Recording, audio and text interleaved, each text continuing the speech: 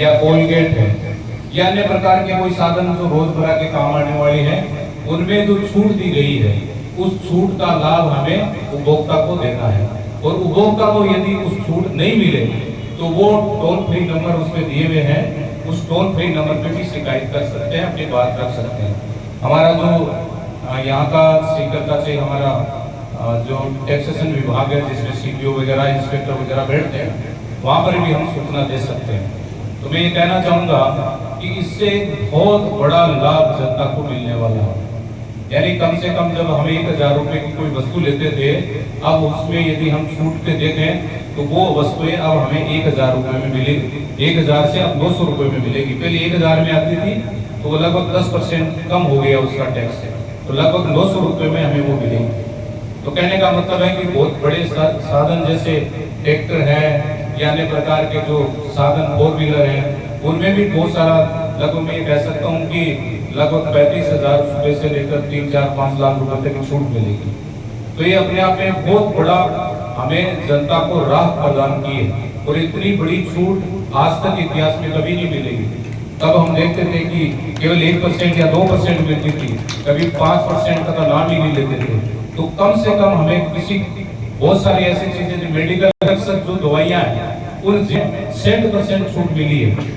उसी प्रकार के बहुत सारी दवाइयों में हमें लगभग जो 28% में आती थी वो अब हमें 18% में मिलती है। जो 18% लग रहे थे उनके कम से कम 5% की स्लैब में आ गया। तो ये ऐसी बहुत सारी जो वस्तुएं, ऐसी बहुत सारी जो चीजें हमें रोजमर्रा के जो काम ले लेते थे उनमें हमें काफी छूट मिली। तो इनका अधिक से अधिक हमें प्रचार करना चाहिए और इनका लाभ भी हमें लेना चाहिए। तो इसके लिए हम माननीय यशस्वी मोदी जी को, हमारे देश के प्रधानमंत्री जी को हम धन्यवाद देना चाहेंगे कि इतना ही बड़ी छूट इस जनता की राहत के लिए आपने दी। और माननीय मुख्यमंत्री जी को भी इस बात की छूट है कि उन्होंने जिस प्रकार से जो गरीबी रेखा से जो नीचे जीवन यापन कर रहे थे, उनको भी 1-1 लाख रुपए की छूट, यानी 1 लाख रुपए नगद दिए जाएंगे। कई गाँवों को चिन्हित भी किया गया है और इसके अलावा 2 करोड़ रुपए तक का लोन भी दिया जाएगा। तो मैं सोचता हूँ कि ये भारतीय जनता पार्टी की सरकार एक लोक कल्याणकारी की सरकार है, उस जनता के गरीब के हित में काम करने वाली है।